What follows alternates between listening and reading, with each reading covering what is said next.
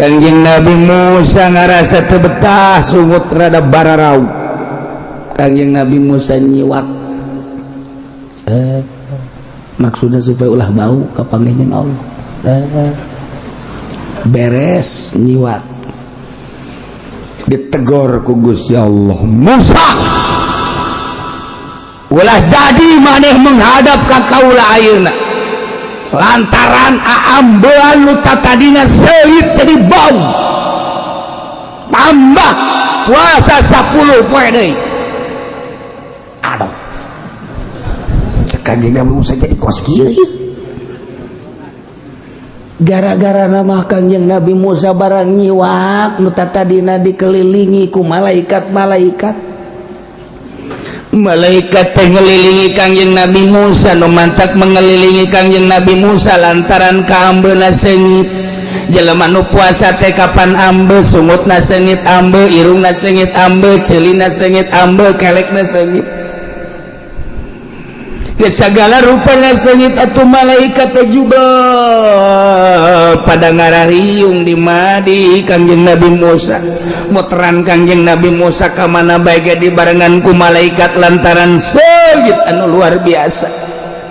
Kadang-kadang tembong malaikat teh kadeuleu ku Kangjeng Nabi Musa. Cek Kangjeng Nabi Musa, "Ai maneh saha ieu ambalayah lobaan amat ribuan kami kaum malaikat. Deuk naon maneh di darieu?" Cek malaikat, "Kami teh ngambe sungut anjeun teh segitu luar biasa." Oh, cek Kangjeng Nabi Musa, pohara orenganan puasa. Barang Kangjeng Nabi Musa nyiwak, malaikat arindit kabeh. Dibere tembong ku Gusti Allah Kangjeng Nabi Musa. "Hei malaikat di kamarana, comeback." Parah tau orang luar negeri berarti comebacknya neta. Ya Allah, cek Kangjeng Nabi Musa dek barali ka mana? Ka nagara kami deui. Emang kunaon? Bau maneh kok mah. Gara-gara nyiwak bau. Ya Allah, nu mantak ditegor lah ku Gusti Allah. Musa, tambah 10 poe deui. Kangjeng Nabi Musa langsung nambah puasa deui 10 poe. Karak didinya Kangjeng Nabi Musa berangkat ke Gunung Tursina. Mentak pantas cak Kangjeng Nabi, la khulufu fami shaim atyabu indallah min rihil miski. Yakin ai mambuna sungut jelema nu puasa leuwih seungit tibatan minyak misik. Masya Allah. Coba ge lamun dulur urang babaturan urang puasa, coba kurang amban, coba sia hah gitu coba. Haji pada nurut dan oh bisa utah dirinya urang. Pan teu akur sih cak Kangjeng Nabi la khulufu pamisoim atyabu min rihil miski. Pan je boro-boro leuwih tibatan minyak misik ge jeung minyak amreh gitu. Kok ya aneh. Di dituna indallah munggu Allah. Ambe jelema nu puasa leuwih seungit munggu Allah tibatan minyak misik. Kaambelah ku malaikat-malaikat. Mentak lamun jelema loba dahar jauh ku malaikat. Ciri jelema nu loba dahar dayut betul. Asa jelema nu dayut jauh jeung malaikat. Cak nu dayut ge pan ngingung aing sia. Teu senang nu dayut, goblok teu kiuci. San pugu aing mah dayut ge jalan lain kurang dahar. Sebenarnya nyaeta pugu maksudnya kayak gitu. Aya dayut loba dahar, aya dayut aslina ti ditu. Ieu mah duni maksud teh dayut jelema loba dahar teu meunang, aya dadahareun langsung di dahar dicaplok bae. Isuk-isuk langsung kopi jeung gitu buras. Beres aya deui gemblong di dahar deui kunyana, aya deui gegeplak di dahar deui. Terus bae malah bakeur ngaji ge barang dahar bae. Naon bedana jeung orang koros eta jelema? Lamun aya jelema keur ngaji ngopi dahar eta teh bapana orang koros. Cek nu di luar sial ka aing. Atuh kadanan tapacara Kangjeng Nabi Musa 40 tinggal menghadap ka Gusti Allah. atuh urang mah tapat teh keur ngaji tapat atuh 2 jam doang. Ieu mah keur ngaji ge teu bisa tapa, masyaallah komo di imahna. Geus nyaho jasa aing mah di imahna mah geus pokona. Baso asup, somai asup, kolot asup, naon deui ayo coba beuh budak. Naon deui kunya ayo geura. Oh, sagala rupa diasup-asupkeun. Atuh naon beda jeung orek koros? Eta mah lamun orek koros liwat nya ge dadah. Sama nih ye. Sarua jeung orek koros, seri orek koros ge. Masyaallah datangkannya nama digergetan ku ucing. Emeng gregetan jasa emeng nyala nyumpang goblok teh jelema sial teh jelema emang kunaon dahar ka tulang-tulangna di dahar cak emeng goblok cak aing acan mantap ku ayana dahar kasakeun jak meng mah tuh menteu meng ge nyumpahan teh ku galedeng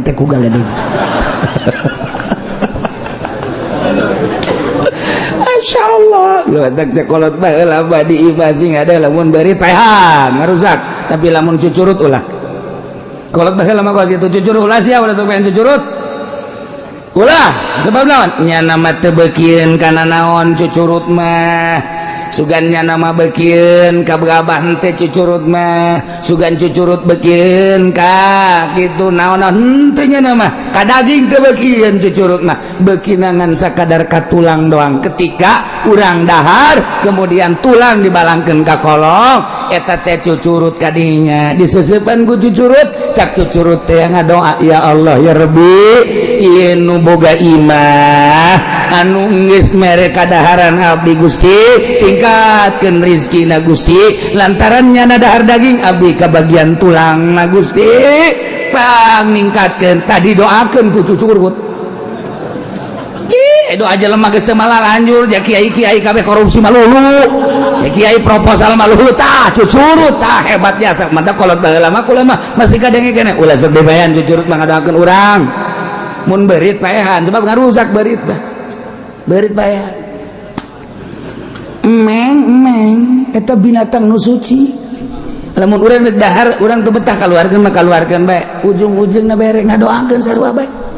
emang emeng kumaha gitu tas daharnya langsung neangan tempat anu sepi kieu bae nya nama tasar eta keur ngadoa siapa yang serikeun ka aing siapa teh nyaho yang serikeun bon sia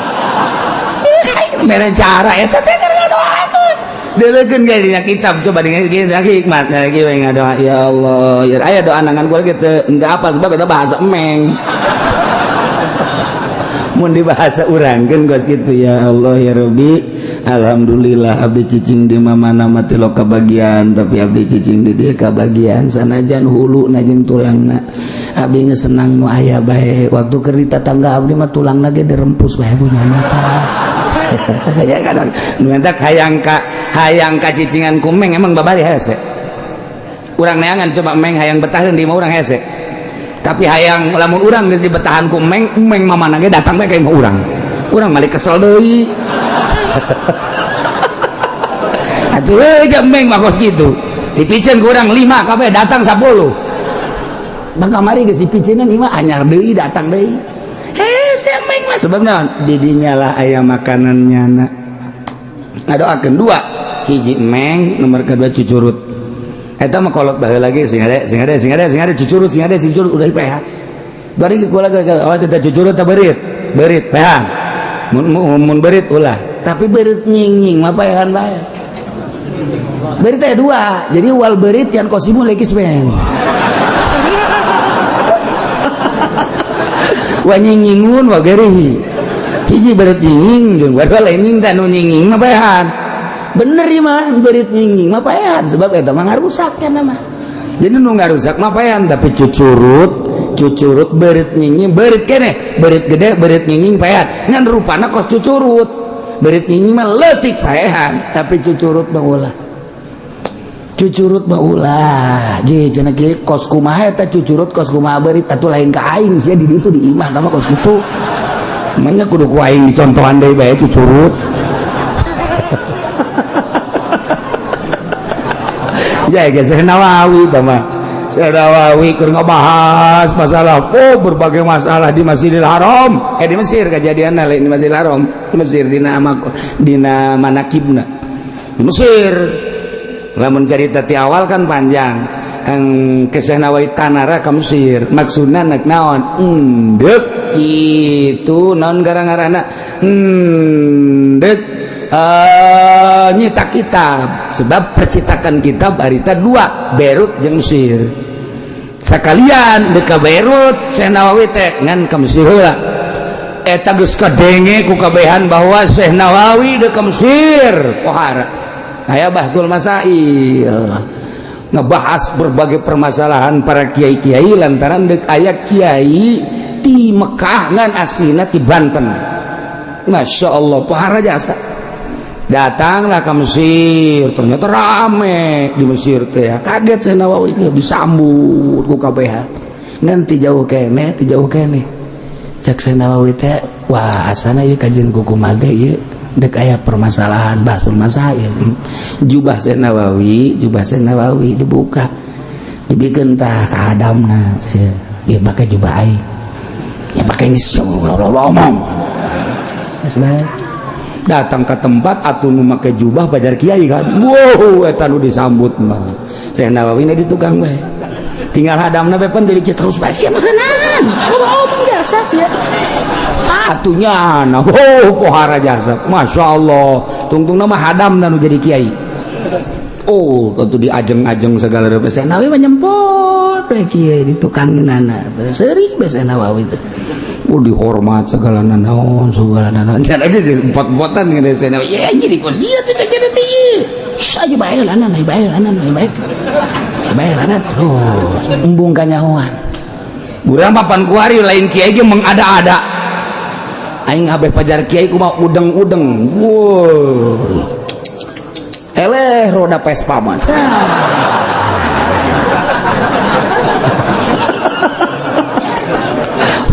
jubah 2 lapis hareudang elos penting aing pajar kiai beuladan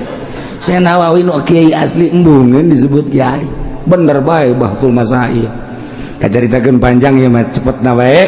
harita langsung kita ceramah Syekh Nawawi dipanggil nya nanyeuleuh terus cak hadapna aing bisa naon atuh ieu tapi jangan Syekh Nawawi terus ngan minta cai heula jana ka Syekh Nawawi dijampean tuh Masya Allah eta ngomong bahasa Arab masalah bisa kabeh waktu kabeh ge gideg bae kabeh di Mesir ge pohara jasa Syekh Nawawi itu pohara Syekh Nawawi hebat geus padahal hadamna eta lain lalagaan pohara jasa barang kanyawan geus turun kabeh terus ka masjid darah riu kabeh aya nu nyaho Nawawi mah lain eta ieu watuh kabeh sasalaman ka Syekh Nawawi asli cek kalau asli tuh cek Syekh Nawawi teh sakitu ge hadamna geus hebat sakitu ge hadamna geus hebat padahal mah nang niup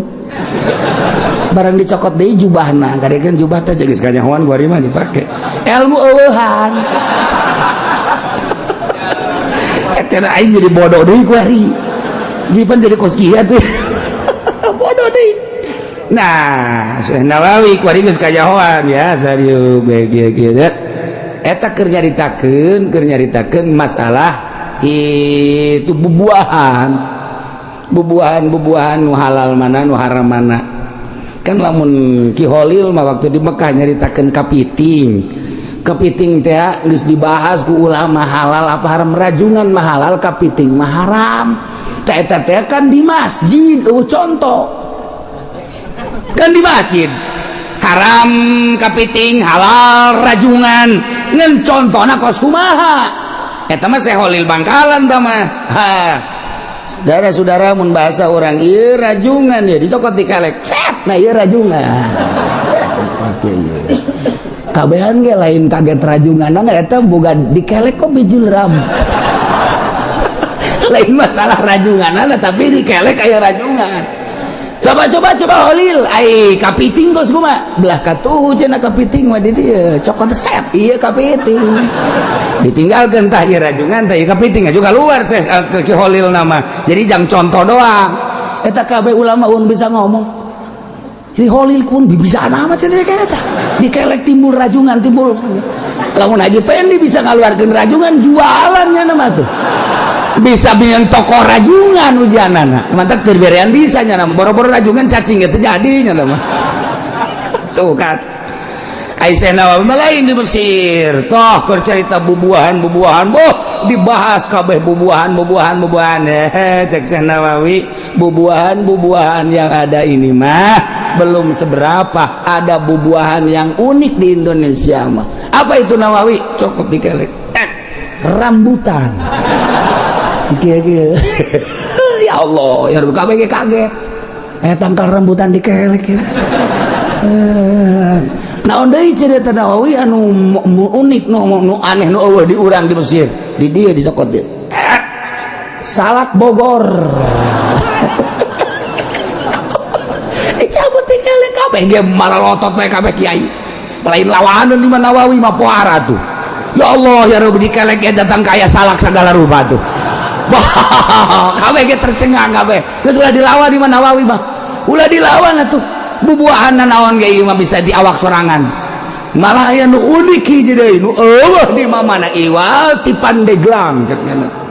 daerah Kula naon eta Nawawi cokot ti dia di beuteung kadu iya ti rumingkang cenah ieu kadu pohara jasa eta Syekh Nawawi eta Syekh Nawawi pohara jasa Pak Masya Allah kunaon eta bisa gitu nang riyadhah geus jadi ahli Allah manaon bege kun fayakun Allah dibikeun urang mah puasa teu naon henteu atuh aya kikituana coba cek jana jaing geus tahajud coba dikelek dikeun cabutan ku sia kelek datang keluar bege moal getihan bisa tawa lain kudu kos gitu teman kudu puasa lillahi ta'ala Masya Allah nah ialah dikelilingi ku malaikat Kangjeng Nabi Musa alaihi salam 30 poe nyiwak malaikat kabur setelah ditambahan dari 10 poe malaikat ngeriung deui di Kangjeng Nabi Musa alaihi salam Kangjeng Nabi Musa kita berangkat ke Gunung Tursina jangan dia diberi kitab Taurat ku Gusti Allah jang tata genan sebagai dasar hirup manusia salila dipimpin ku Kangjeng Nabi Musa alaihissalam ulah keluar ti kitab Taurat kos urang kuari ulah keluar ti kitab Al-Quranul Karim ketika orang keluar ti Al-Quranul Karim kuari mamual nanaon deuleu engke di akhirat anu ngagugulung lain Al-Quranul Karim rasakeun ke di akhirat rasakeun ke di akhirat kuari mah oke baik iya baik tapi engke di akhirat ku bah Masya Allah Karim nah iyalah Kangjeng Nabi Musa dipanggil sesuai jeung janji wa wa'adna Musa 30 lailah ngajanjikeun kami nu agung ka Kangjeng Nabi Musa 30 poe 30 penting teh maksudna nu kallimuhu nanti aya bakal rarasan dipanggil ku Gusti Allah dina nalika geus anggeus 30 poe yakni Kangjeng Nabi Musa teh titah puasa biaya sumaha puasa 30 poe teh ieu Zulqa'dah bulan hapit atuh Kangjeng Nabi Musa diparentah ku Gusti Allah pasomaha puasa Kangjeng Nabi Musa barang beres puasa Kangjeng Nabi Musa 30 poe ankara lupa pamihi lain deui rarasan cek Kangjeng Nabi Musa ieu sungut rada kos kararieu ambeuna asa teu ngeunaheun amat teu bicara jeung Gusti Allah sungut bani bararau pastaka akhirna Kangjeng Nabi Musa nyiwak make susul maksudna ngabersihan susu ngabersihan bau sungut ternyata orenganan lain deui ditegur ku Gusti Allah pamarahullahu bi asyaratin ukhra kita puasa deui Kangjeng Nabi Musa 10 poe liu kalimahu bi khulufi famihi maksudna Allah yang rarasan teh make amban urut puasa Masya Allah matak kita ditambahan dari kanjeng Nabi Musa 10 poe ku Gusti Allah wa atmamna bi asyr kemudian kanjeng Nabi Musa nyampurnakeun 10 poe di jumlah 40 poe patamma miqatu rabbi 40 lailah sampurnalah waktu pangeran mere ke kanjeng Nabi Musa waktu 40 poe ting kuari magis 40 poe ting mantak urang puasa 30 poe hayang menang Lailatul Qadar muka lama teh urang dibentukkeun Lailatul Qadar teu kudu datang ka 30 poe 27 poe geus boga Lailatul Qadar asal puasana model tadi puasa nu bebeneran bukana korba cukup hiji bae bu nginumna sasiripit beset beres sahur korma hiji nginum sasiripit sepoe 2 poe bertahan 3 poe tinggal kicep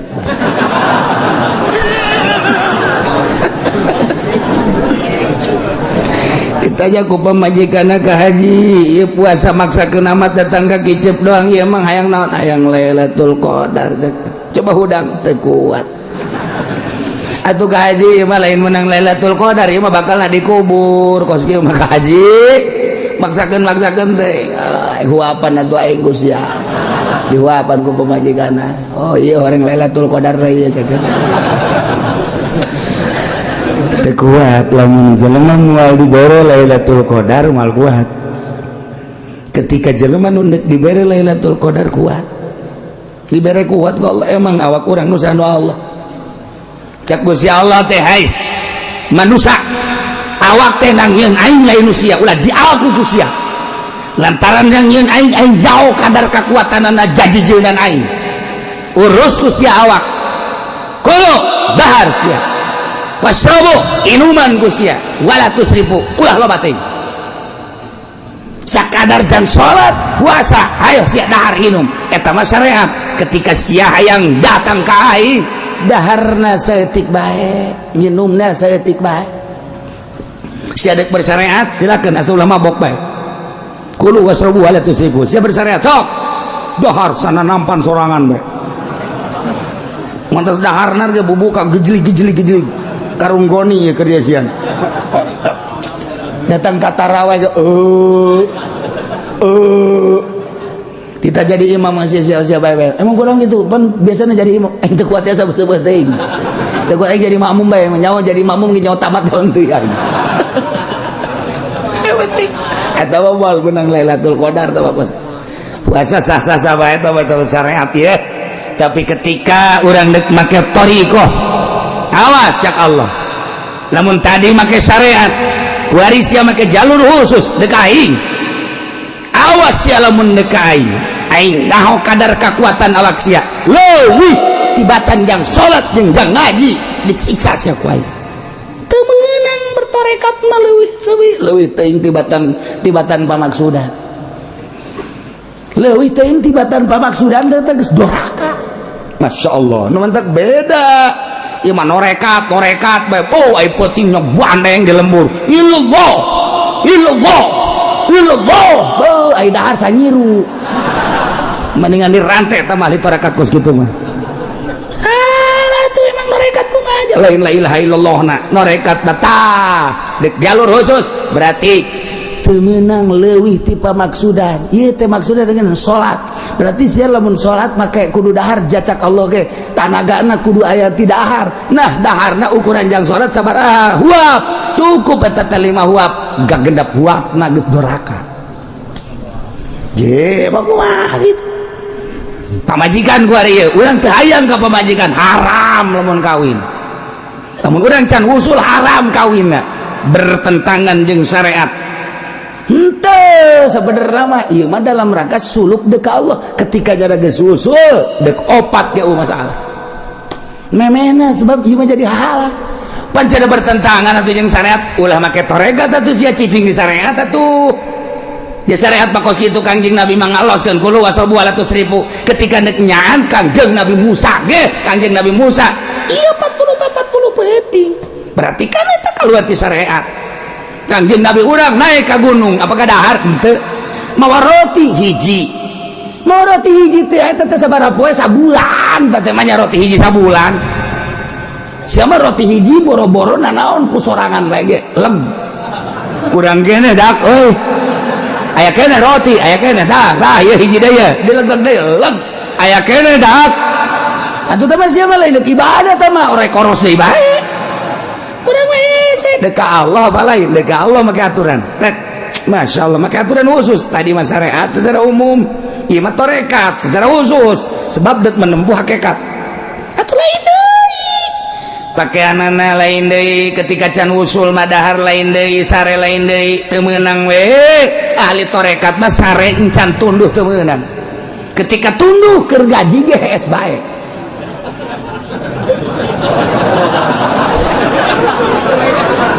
dak lamun keur ngaji naon hees eta jelema norekat eta babe teh nabak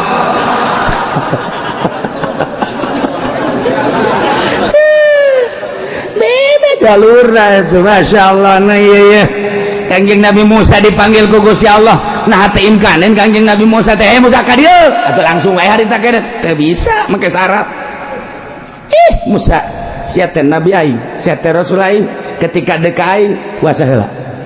cacak Nabi deuk ka Allah dipanggil kudu puasa heula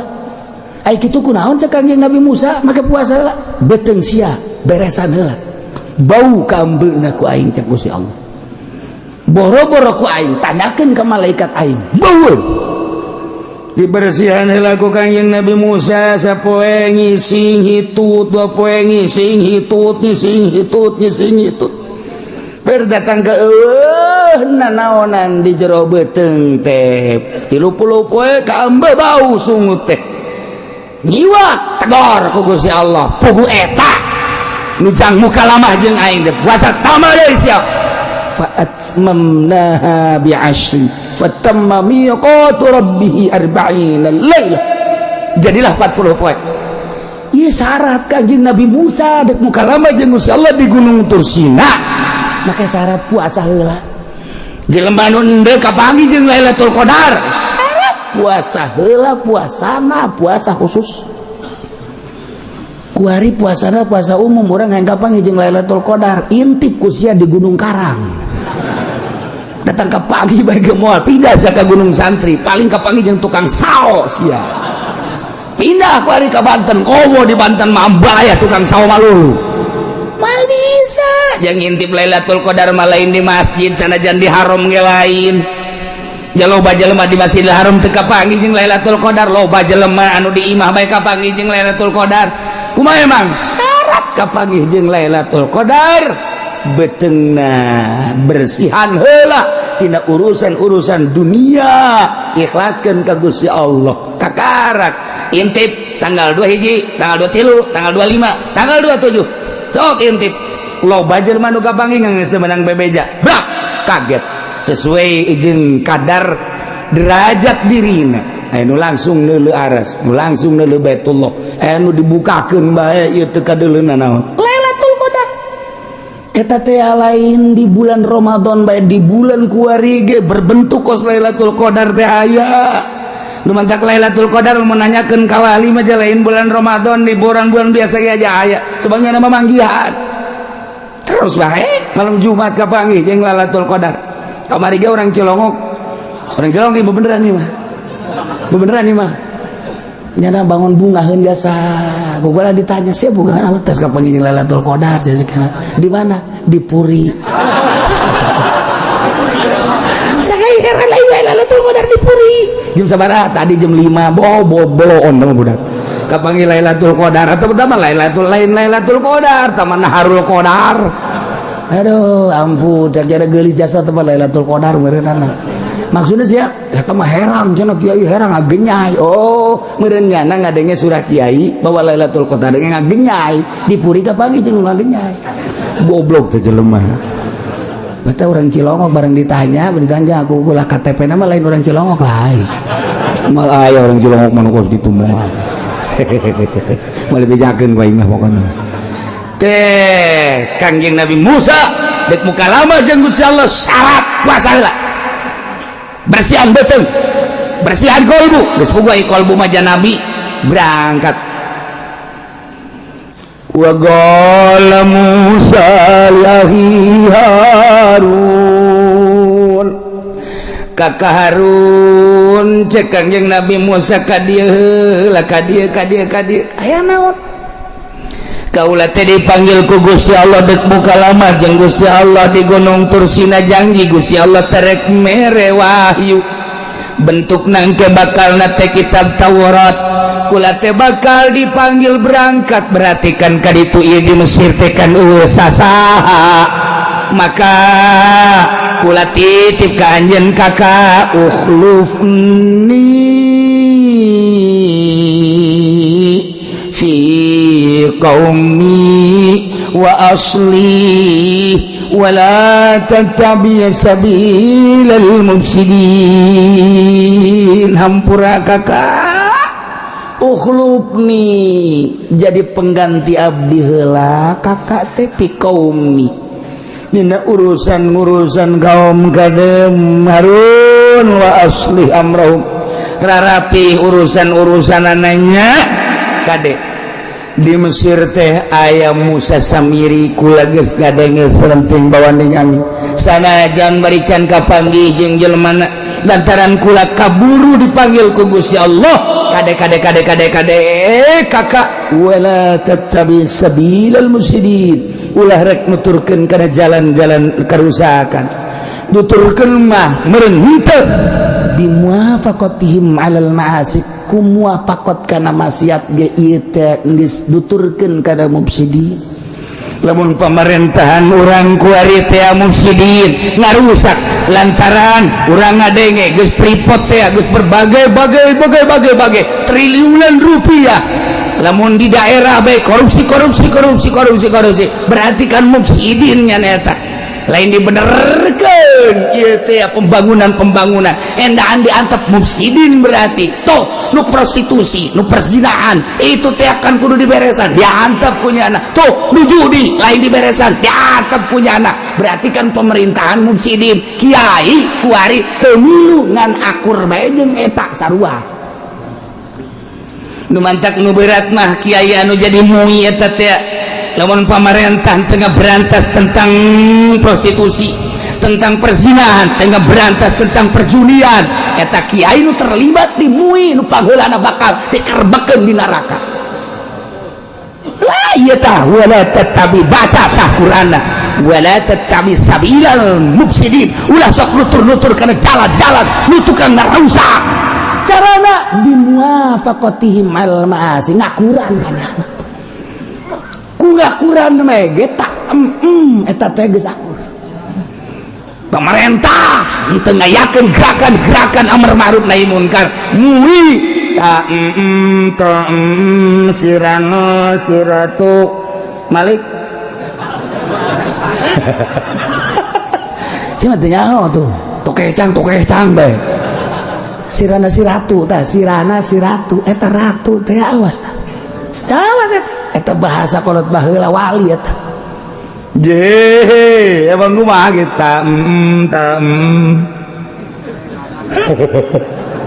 teh artina aing mah cicing bae endeu kumaha sang ratu bae aing mah eta teh sarua kos kitu dijeburkeun ka neraka jahanam mantep amit-amit aing mah jadi mui kiai kos urang mah kos kieu tah di mui henteu di NU henteu di Muhammadiyah henteu swacablakna ngomong sabodo teh menyaritakeun Al-Qur'anul Karim atuh sabodo teuing ka maji hitung-hitung dakwah bae aing mah tuh ngadawahan pamarentah ngadawahan kiai-kiai ngadawahan ustad-ustad ngadawahan tarolah kiai-kiai mah jaman urang nana nu ngararaji ieu mah ka dieu mah lain kiai bangke kiai mah luluja ieu mah atuh jeung nu bodoh bae aing mah kayak itu jadikeun anu bodoh ngaji mah tuh maksudna mah lain kos kitu yu urang babarengan ketika aya pamarentah salah tegor mentak kula mah negorna melalui ngaji lamun ceramah melalui ceramah eta ge bentuk teguran abe naon ke ketika dipanggil di Robul Jalil uce maju sia aduh aing waduh tinggal kaji pendek bae ayo sia emangnya lagi kitu bae ka aing mah ya itu tenang bae sabaraha tahun sia hirup di alam dunia Iya, tulisan iya Pak. Malaikat teh. Naon gawe sia? Ngaji. Jadi pemerintahan sa Jokowi. Aju gubernur siasa Nenggelis. Ganti ku atau aktor. Bupati sia Zaki. Camat sia malah dibejakeun bae ngaranna. Orang Cilongok. Lurah sia dibejakeun. Waktu sia hirup di dinya pemerintah pernah ente ngadakwahan ngancur-ngancurkan prostitusi persinahan ente asia siting bae tanyakan ke tongtrong ulah poe minggu nongtrong dong maksudna ada ngabejaan tah pemerintah tetep pernah ngaberantas eta